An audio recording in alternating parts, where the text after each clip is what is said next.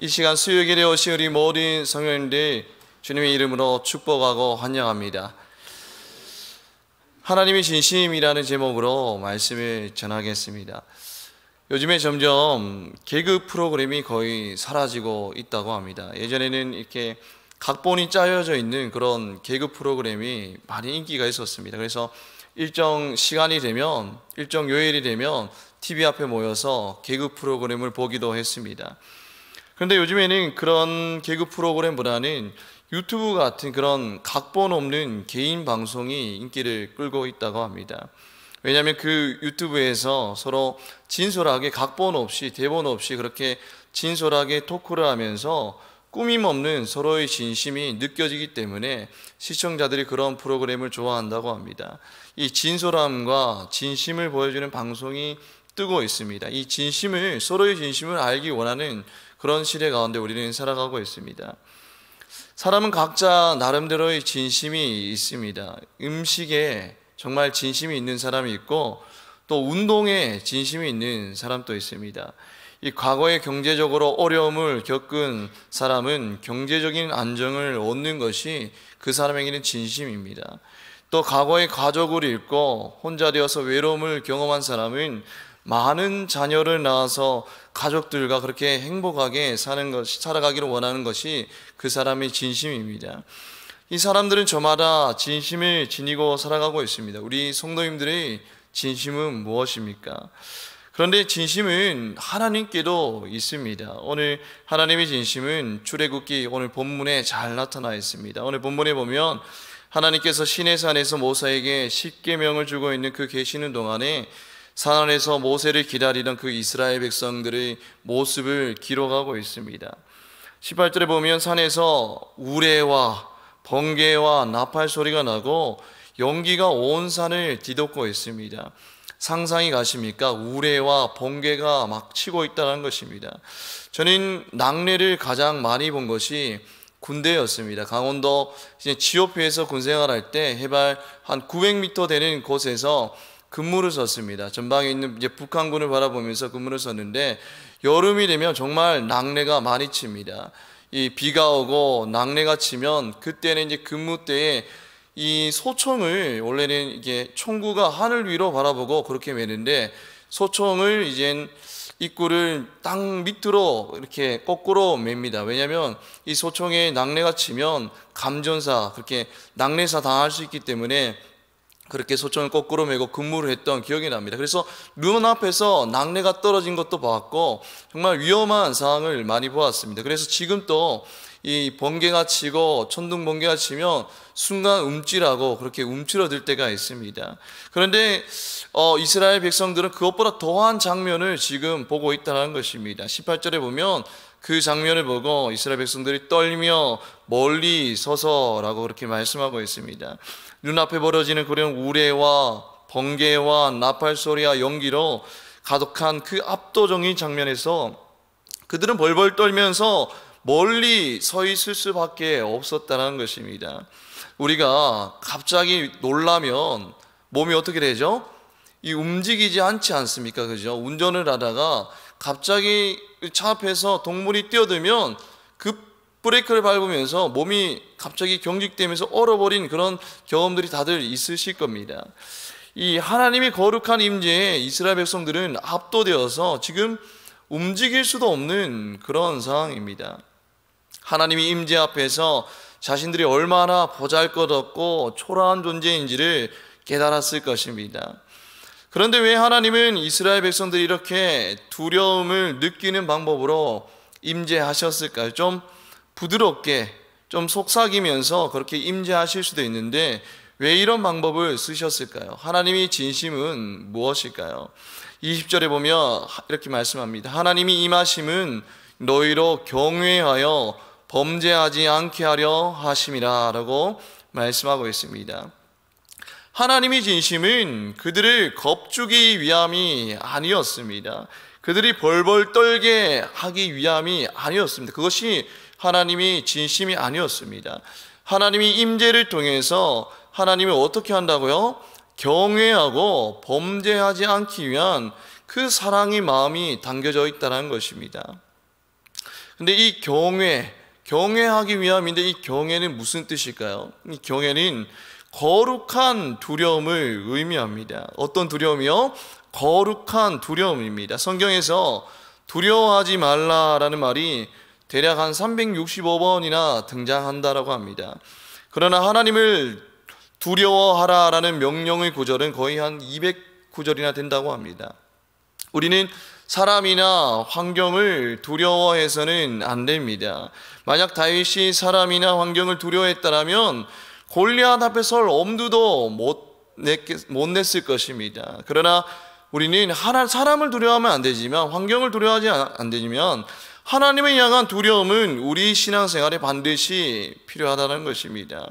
20절의 이 경외는 바로 하나님을 사랑하고 하나님을 존경하는 그 마음에서 비롯된 거룩한 두려움을 의미하는 것입니다. 우리가 길거리에 갔는데 밤에 좁은 골목을 지나가고 있는데 저 멀리서 고등학생들이 담배를 피우고 있습니다. 그러면 우리는 어떤 마음이 들죠?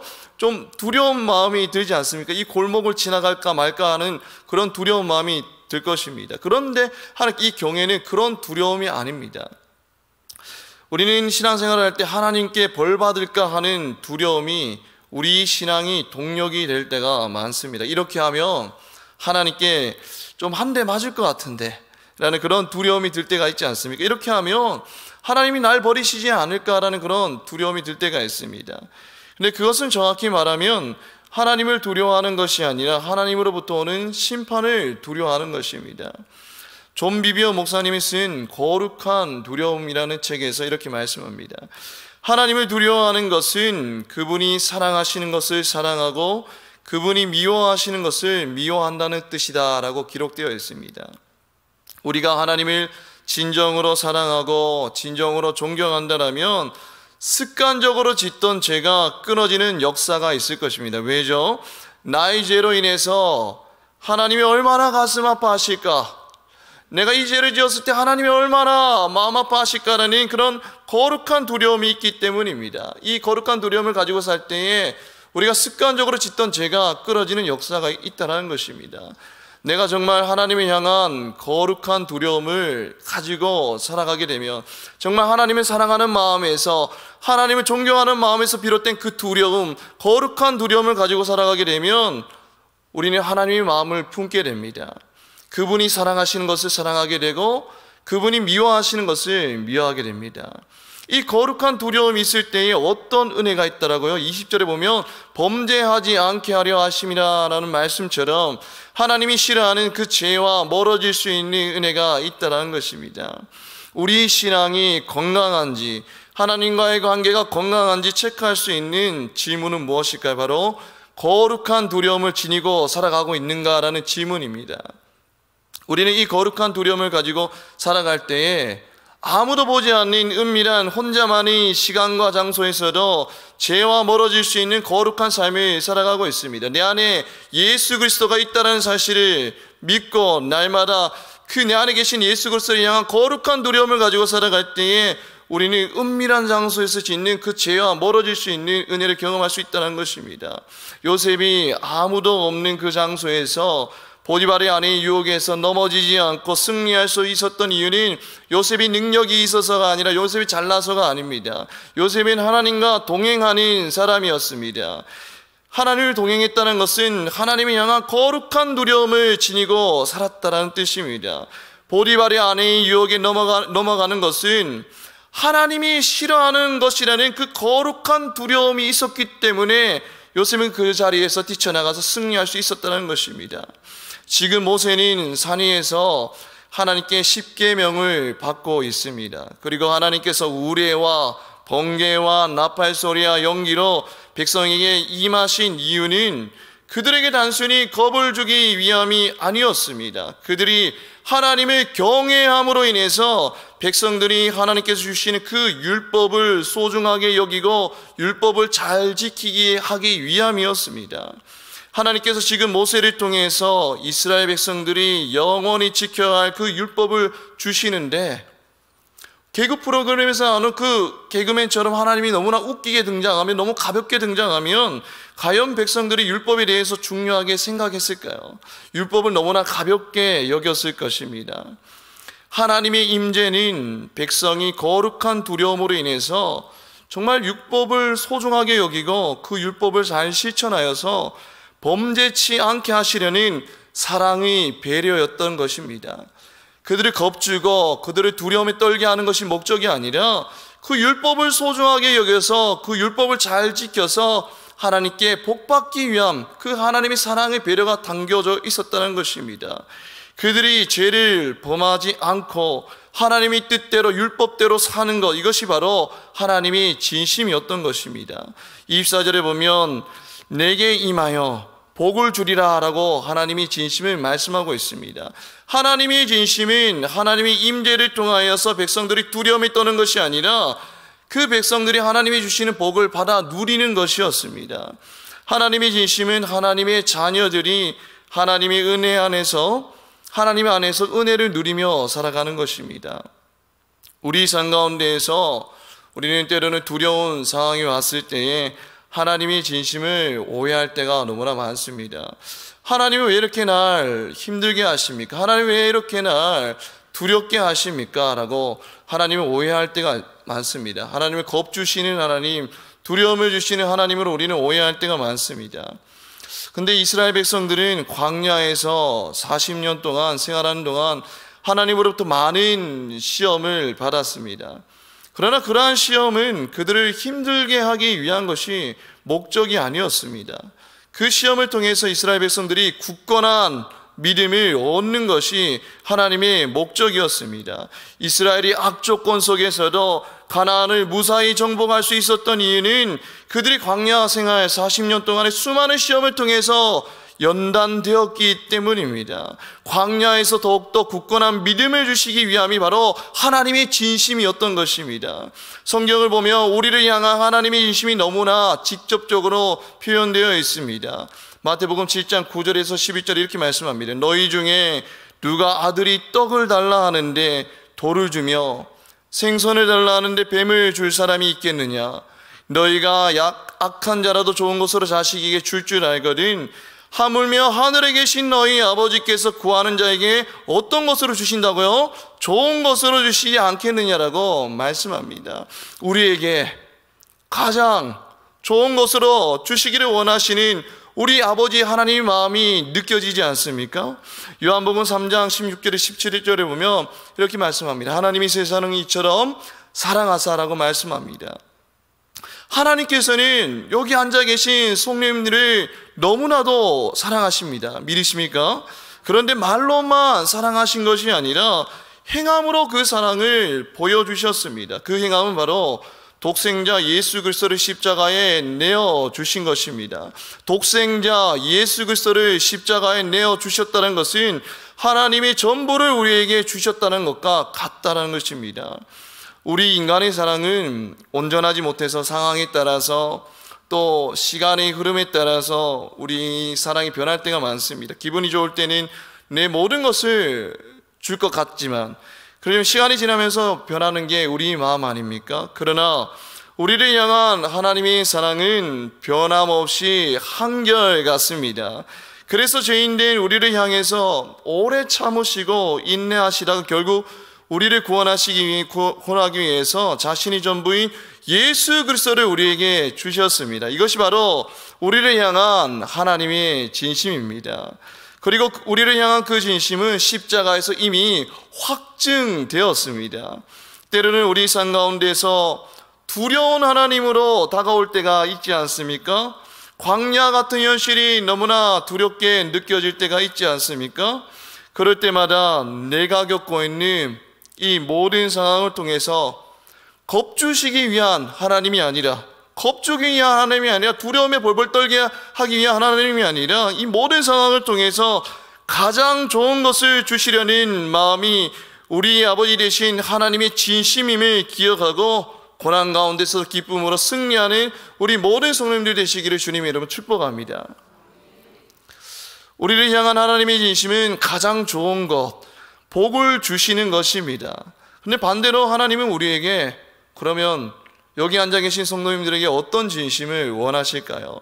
24절에 보면 하나님께서는 제사를 드릴 단을 만들 때에는 흙으로 만든 토단을 쌓으라고 명령하셨습니다. 그리고 25절에 보면 만약에 돌로 쌓는 경우에는 다듬은 돌을 사용하지 못하게 하셨습니다. 다시 말하면 자연 그대로의 돌로 제단을 만들어야 된다는 것입니다. 좀 이해가 안 되지 않습니까? 이 다듬은 돌을 사용해서 좀 예쁜 돌을 사용해서 단을 쌓으면 좀 견고하고 보기에도 좋았을 것입니다. 우리가 이 문화 유적지에 가보면 성이나 탑을 보면 정말 이 잘 다듬어진 돌로 쌓은 탑과 성들을 볼 수 있습니다. 얼마나 보기 좋습니까? 그런데는 하나님께서 굳이 볼품없는 흙이나 외관상 초라해 보이는 그런 자연석을 사용해서 단을 쌓도록 하신 이유는 무엇일까요? 하나님께서 진정 받으시기 원하는 제사는 바로 진실한 마음으로 드리는 것입니다. 이스라엘 백성들이 다듬은 돌로 멋있는 제단을 쌓는데 집중하다가 하나님을 향한 마음이 거기에 다 뺏길까 봐 염려하여서 흙과 자연석으로 제단을 쌓게 하신 것입니다. 하나님께서는 결코 백성들이 드리는 예배가 얼마나 멋있고 화려한지를 보지 아니하십니다. 하나님 앞에 드리는 백성의 그 마음 속에 하나님을 향한 그 마음이 있는가를 하나님은 보신다는 것입니다. 그 진심을 원하신다는 것입니다. 어버이날에 제일 받고 싶은 선물 부동의 1위가 있습니다. 시간이 지나도 세월이 지나도 변함없는 부동의 1위 뭘까요? 현금입니다. 변하지 않습니다. 이거는.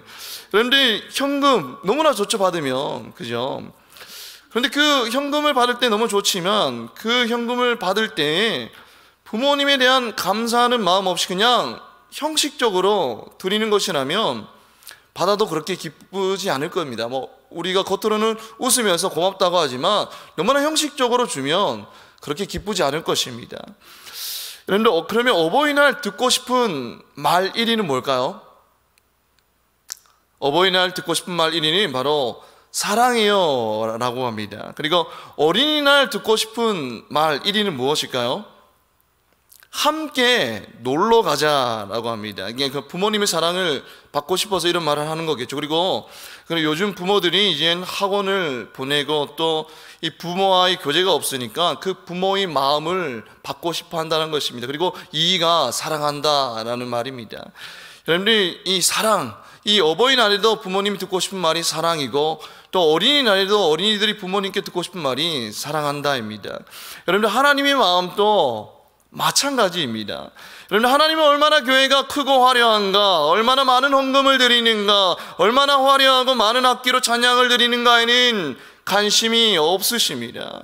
만약 하나님이 그런 것에 관심이 있다면 북한 지하교회는 하나님 보시기에 빵점짜리 예배를 드리고 있는 것입니다. 북한 지하교회의 영상을 봤습니다. 그들은 화려하지 않습니다. 숨어서 이불을 덮고 숨죽여 예배를 드립니다. 얼마나 초라합니까? 얼마나 볼품 없습니까? 그러나 그들 마음 가운데서는 어떤 마음이 있죠? 목숨을 걸고 예배 드릴 만큼 하나님을 사랑하는 진실된 마음이 있다라는 것입니다. 하나님은 그런 마음을 우리에게 받으시기를 원하신다는 것입니다. 하나님은 우리에게 어떤 진심을 원하시죠? 바로 마음입니다. 요한복음 4장 24절에 이렇게 말씀합니다. 하나님은 영이시니 예배하는 자가 영과 진리로 예배할지니라 라고 말씀합니다. 영으로 드리는 예배는 무엇일까요? 이 영의 예배는 마음의 예배입니다. 마음을 다하여서 전심으로 모든 것을 드려서 간절하게 드리는 예배입니다. 하나님은 마음을 드리는 예배를 받기 원하신다는 것입니다. 하나님은 사랑하는 마음으로 드린 그 가부의 엽전 2푼을 크게 보시는 하나님이셨습니다. 다윗은 성전을 짓고 싶었습니다. 왜 성전을 짓고 싶었죠? 그 마음의 동기가 뭐였죠? 오는 사람들에게 그 성전을 과시하려고 짓고 싶었을까요? 나는 이렇게 좋은 궁전에서 사는데 하나님은 성막에 계신다는 것이 그 마음이 너무나 불편한 거예요. 마음이 너무나 불편합니다. 그러나 하나님은 성전 건축을 다윗에게 허락하지 않으시고 솔로몬에게 허락하셨습니다. 그러나 다윗은 거기에 대해서 섭섭해하지 않고 성전을 지을 준비를 다 했습니다. 이것이 바로 다윗의 진심이었습니다. 하나님께 최선을 다하고 싶어 했던 그 마음이 다윗의 진심이었던 것입니다. 하나님은 다윗과 같은 그 진실된 그 마음을 받기를 원하시는 분이십니다. 미가서 6장 6절에 7절에 보면 이렇게 말씀합니다. 내가 주님 앞에 나아갈 때에 무엇을 가지고 가야 합니까? 번제물로 바칠 1년 된 송아지를 가지고 가면 됩니까? 수천 마리의 양이나 수만의 강줄기를 채울 올리브 기름을 드리면 주께서 기뻐하시겠습니까? 내 허물을 벗겨주시기를 빌면서 내 맏아들이라고 주님께 바쳐야 됩니까? 내가 지은 죄를 용서하여 주시기를 빌면서 이 몸의 열매를 주님께 바쳐야 합니까? 라고 했습니다. 그러니까 우리는 주님께 나아갈 때에 눈에 보이는 무엇을 드림으로 하나님의 마음을 만족해 하려는 그런 경향이 있습니다.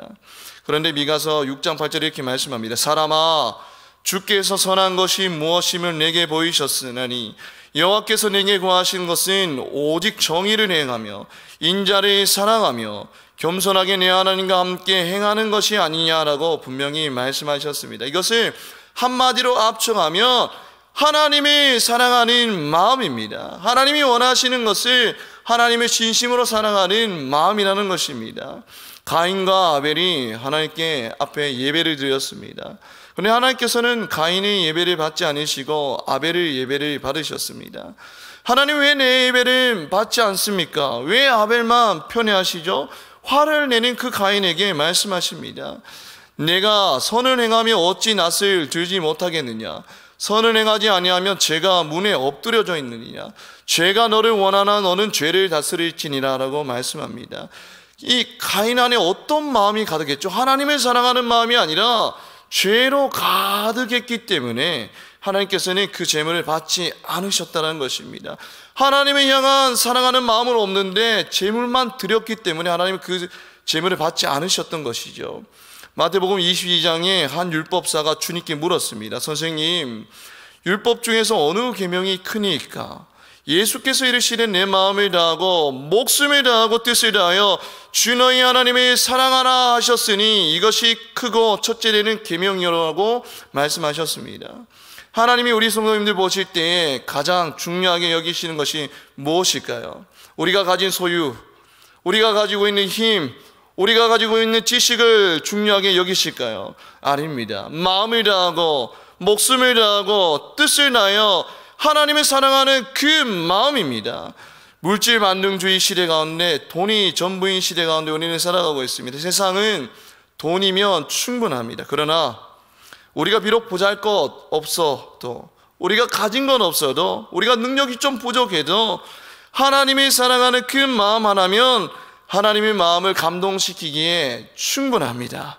우리 성도님들 한 주간 살아가실 때에도 우리를 사랑하는 그 하나님의 진심을 기억하고 또 하나님을 사랑하는 우리 마음을 주님께 온전히 드려서 하나님과의 관계에서 오는 복들은 마음껏 누리는 우리 복된 성도님들 되시기를 주님의 이름으로 축복합니다.